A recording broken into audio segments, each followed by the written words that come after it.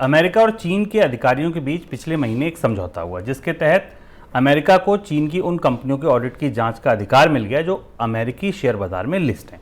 इस समझौते से अमेरिका के शेयर बाजारों में लिस्ट चीन की 200 से ज़्यादा कंपनियों के डीलिस्ट होने का खतरा फिलहाल के लिए आप मान सकते हैं कि टल गया है। अमेरिकी शेयर बाजार में चीन की 261 कंपनियां लिस्ट हैं, उनमें से चीन की कई सरकारी कंपनियां भी शामिल हैं। पिछले महीने चीन की 5 कंपनियां शेयर बाजार से डीलिस्ट भी हुई हैं। सर, डीलिस्ट की चेतावनी क्यों दी गई थी अमेरिका की तरफ से?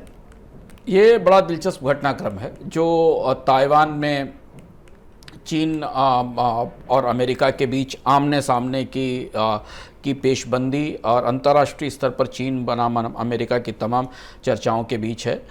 ये माना जा रहा है कि सितंबर के इस महीने के दूसरे सप्ताह में अमेरिका के ऑडिटर्स की एक टीम हांगकांग पहुंच जाएगी और वो पहली बार चाइना की कंपनियों के खातों की जांच करेगी और इस बात पर चाइना सहमत हुआ है। ये किस्म की डील है, एक किस्म का समझौता है जो चीन और अमेरिका के बीच हुआ है।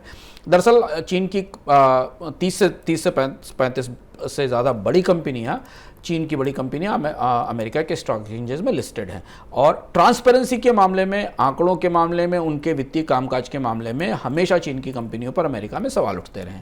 अमेरिका ने लगातार दबाव बनाया चीन पर कि उनकी प्रमुख कंपनियां अलीबाबा, बायदू, JD.com, इनके अकाउंट्स अमेरिका के रेगुलेटर्स को दिखाए जाएं, जैसे कि बाकी कंपनियां जो अमेरिकी बाजार में लिस्टेड हैं उनको दिखाया जाता, उन्हें उनके अकाउंट्स अमेरिका के ऑडिटर्स को दिखाए जाते हैं, क्योंकि इसमें बहुत सारे सवाल हैं ऑडिटर्स के जिनका जवाब चीन की कंपनियों ने नहीं दिया।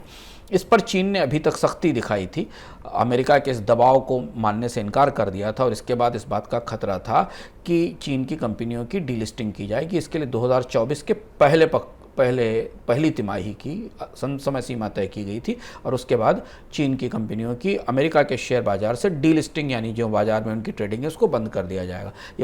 ये बहुत बड़ी बात इसलिए है चीन के लिए, क्योंकि चीन की कंपनियों के लिए अमेरिका न केवल सेवाओं की दृष्टि से बल्कि पूंजी की दृष्टि से भी बहुत बड़ा बाजार है। तो अगर दुनिया के सबसे बड़े स्टॉक एक्सचेंज किसी एक देश की कंपनियां डीलिस्ट होती हैं और मास में डीलिस्ट होती हैं तो उसका असर उसके अंतर्राष्ट्रीय निवेश संभावनाओं पर पड़ता है। तो अब क्या डील हो गई है जो ये खतरा फिलहाल के लिए टलता दिख रहा है? ये बड़ी डील है, मतलब, और ये आश्चर्य है क्योंकि बहुत सारे लोगों को बाजार में इस बात पर आश्चर्य हो रहा है कि हम एक तरफ बहुत ही आक्रामक किस्म की पॉस्चरिंग चीन और अमेरिका के बीच में देख रहे हैं।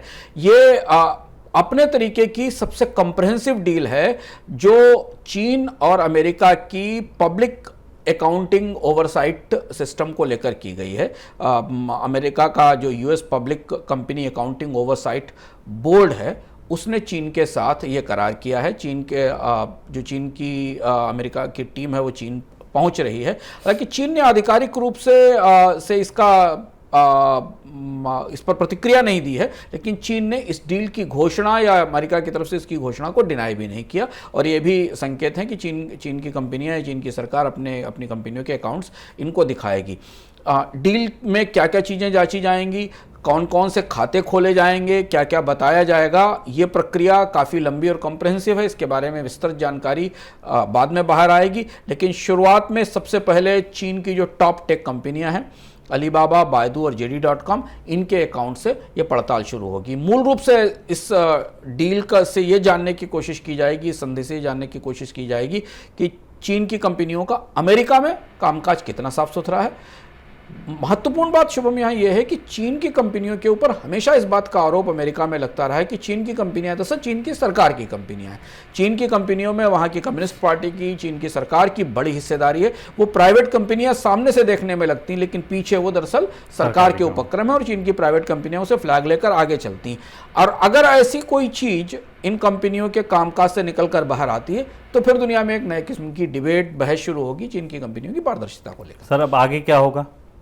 ये जांच लंबी चलेगी, ये पड़ताल लंबी चलने वाली है और इसके बाद पहले चरण में जैसे अलीबाबा, टेंसेंट और बायदू है, उसके बाद फिर कुछ और जो बड़ी कंपनियां हैं जिनके ऊपर आरोप भी हैं, जिन पर ट्रांसपेरेंसी के आरोप भी हैं, वो भी आएंगे। और ये जांच केवल चीन, मेनलैंड चाइना में लिस्टेड कंपनियों में, बीजिंग में की कंपनियों में नहीं होगी, हांगकांग की कंपनियों पर भी होगी जो हांगकांग में चीन की कंपनियां काम कर रही हैं। यह माना जा रहा है कि अब इसका असर अमेरिकी बाजार में आने वाले चीन के निवेश पर भी पड़ेगा, क्योंकि इस पड़ताल से पता चलेगा कि चीन की कंपनियों के कामकाज कैसे हैं। लेकिन इस पूरे घटनाक्रम में जो पिछले 1 साल से चल रहा है, इसके बाद चीन की कंपनियों के स्टॉक्स अमेरिका में गिरे भी हैं, हांगकांग में भी गिरे हैं और हैं। वैसे भी चीन में टेक्नोलॉजी कंपनियों पर अंदर से क्रैकडाउन चल रहा है।